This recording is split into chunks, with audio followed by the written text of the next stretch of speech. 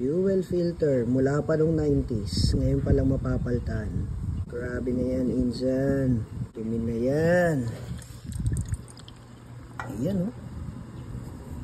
Yan ang laman ni insan. Madumi na si insan. Kaya pala, pag malayo na ang takbo, biglang mawawala ng power, tas mamamatayan. Tapos papahinga mo konti, aandar ulit. Yan.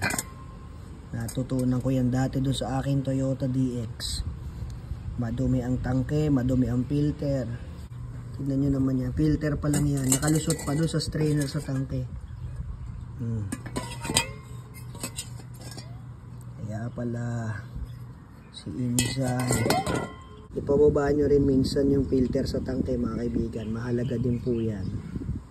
Kasi yun ang unang nakakatanggap ng dumi ng gasolina, yung sa filter ng tangke, strainer. Bago pa yun makarating dito sa fuel filter sa labas, sa engine bay. Doon muna po lahat ng lata. Okay? Japan eh. Oh. Alta na natin to. Ito ang bagong fuel filter mga kaibigan. Pag hinipan mo itong filter na luma, ay talagang magkakabeke ka. Hirap na lumabas yung hangin sa kabila. Pero pag yung bago, inihip mo. Yan, kumbaga sa straw, malaking butas. Nakakahinga mabuti. Hindi mahihirapan ng fuel pump pagtulak ng fuel kasi nga, malinis na malinis siya. Walang bara. Wala pang 1,000. Problem solved na to.